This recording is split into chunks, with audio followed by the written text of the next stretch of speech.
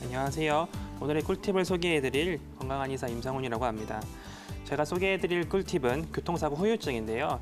이렇게 차량이 많이 늘어나면 늘어날수록 교통사고가 조금씩 호발하고 있는데요. 차량보다 소중한 나의 몸을 어떻게 하면 지킬 수 있는지 이제부터 알아보도록 하겠습니다. 교통사고 후유증이라는 건 어떤 거냐면 교통사고 후에 나타날 수 있는 증상들을 일컫는 건데요. 교통사고 후유증에서 맨 처음 나타날 수 있는 거는 이제 불안과 초조함이 나타나는데요. 불안감과 초조함이 나타나면서 교감신경이 조금씩 긴장하게 됩니다. 그렇게 긴장된 상태에서는 사실 통증을 잘 못 느끼는데요. 근데 그 긴장된 상태가 진정되고 이제 사고를 수습하다 보면 그 뒤에부터 이제 통증을 느끼기 시작합니다. 그래서 두통이 일어날 수 있고 각종 근골격계의 통증이 일어날 수 있으면서 긴장과 그리고 움직임이 제한이 될 수 있습니다. 그리고 또한 이제 불안하고 초조한 것들이 지속되다 보면 소화가 안 될 수가 있고 구토가 일어날 수도 있고 심하면 어지럼증도 일어날 수 있습니다. 그럼 이 교통사고의 후유증은 어떤 거냐면 특징을 알아보도록 할 건데요. 교통사고 후유증의 특징은 어떤 거냐면 이게 이제 관성에 따른 편타성 손상 때문에 일어나는 건데요.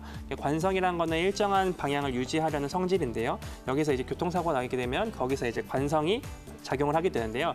일정하게 방향으로 가다가 거기서 멈추게 되면 이제 근육들이 이제 긴장을 하게 되고 혈액들도 이제 순간적으로 정체가 되게 되는데요.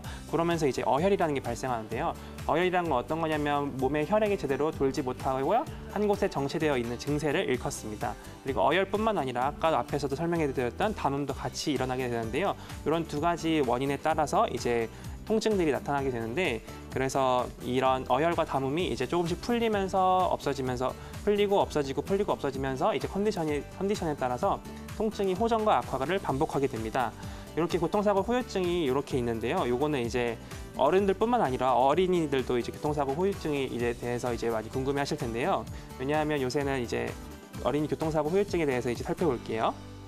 그러니까 부모님과 같이 어린이들을 많이 타고 있으면서 어린이가 교통사고 났을 때 이제 부모님들 걱정돼서 같이 대원을 하시는데요.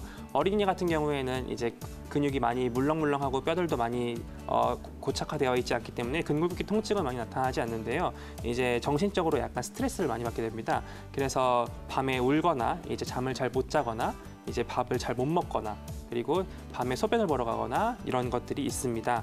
이런 것들은 이제 한약으로 이제 이런 불안감을 잠재워주는 게 필요한데요. 이제 교통사고 치료 기간에 대해 살펴보도록 하겠습니다.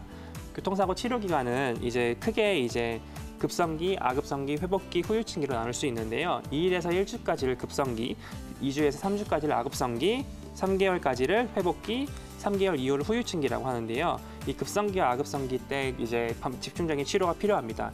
왜냐하면 이때 치료가 잘 되어야 어혈과 담음이 잘 잡을 수 있고요. 그래야 이제 뒤로 회복기 때도 이제 예후가 좋거든요. 교통사고 후유증이 무섭다고 하는 거는 이때 이제 급성기 때 잘 못 잡았을 때가 문제인 건데요. 이때 잘 어혈과 담음을 잘 잡지 못하게 되면 그 뒤부터 이제 회복기 때 조금씩 이제 고생을 많이 하게 되거든요. 그래서 후유증을 남기지 않으려면 이제 급성과 아급성기 때 잘 잡는 게 필요합니다. 이제 그럼 교통사고 후유증을 어떻게 한의원에서 치료하는지를 살펴볼 건데요. 한의원에서는 하고 있는 모든 치료를 다 하고 있는데요. 첫 번째로는 침도 하고 있고요. 침은 이제 근육의 긴장도를 풀어주면서 이제 어혈과 담음을 더 순환이 잘 되게 해주고 있습니다. 그리고 뜸 같은 경우에는 이제 국소적인 부위에서 국소적인 혈관 확장을 통해서 담과 어혈을 풀어주고 있고요. 부항 같은 경우에는 이제 정체된 어혈을 이제 빼내는 쪽으로 해서 전체적으로 이제 긴장도를 낮추게 됩니다.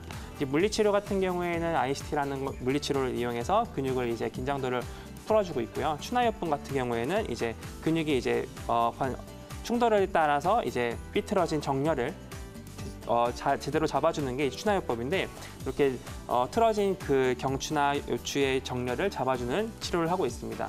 그리고 한약도 되는데요. 한약을 먹는 이유는 이제 어혈이 발생했을 때 외부에서 하는 침이나 물리치료나 추나요법도 도움이 되지만 그 안에서도 이제 소화불량이나 어지럼증 또 이런 것도 같이 호발할 수 있기 때문에 한약을 먹어서 이제 순환을 더 잘 되게 도와주는 게 필요하기 때문에 한약도 이제 급성기 때 많이 들어가는 게 중요하고요. 온열요법 같은 경우에는 아까 뜸이랑 좀 다른 거는 뜸은 이제 국소적인 부위에서 온열을 해주는 거고 온열요법은 전체적인 부위에서 따뜻하게 도와주는 건데요. 이제 국소적인 부위에서 뜸 같은 경우에는 국소적인 부위가 이제 온열요법보다 국소적인 부위에 통증이 있을 때는 뜸이 더 효과가 좋고 전체적으로 몸이 이제 긴장되어 있을 때 온열요법이 좀 더 효과가 좋습니다. 이제 약침 같은 경우에는 이제 액체가 들어가면서 이제 근육을 전체적으로 이제 림프를 좀 더 순환시키는 게 도움이 많이 되는데요. 이제 림프 같은 경우에는 약침이 림프가 전체되어 있는 담음 같은 경우에는 약침이 들어가면 좀 더 많은 효과를 볼 수가 있습니다. 그리고 마지막으로 이제 교통사고 이제 후유증에 대한 한의 치료에 대한 조사를 해봤는데요. 대부분의 사람들이 이제 굉장히 많은 만족도를 보이고 있고요. 그리고 왜냐하면 여기는 이제 한의 치료 같은 경우에는 통증을 일단은 우선적으로 먼저 잡는 게 목표거든요. 그래서 그때그때 통증을 잡고선 반응을 확인할 수 있기 때문에 여기에 대한 만족도가 높고 그리고 꾸준한 관리를 해줄 수 있기 때문에 한의 치료에 대한 만족도가 좋습니다. 그래서 오늘은 이렇게 교통사고 후유증에 대해서 알아보았는데요. 교통사고 후유증은 이제 놔두면 언제 다시 또 그런 병이 생길지 모르기 때문에 그런 급성기 때 잘 잡고 후유증에 잘 관리하는 게 필요하다고 볼 수 있습니다. 감사합니다.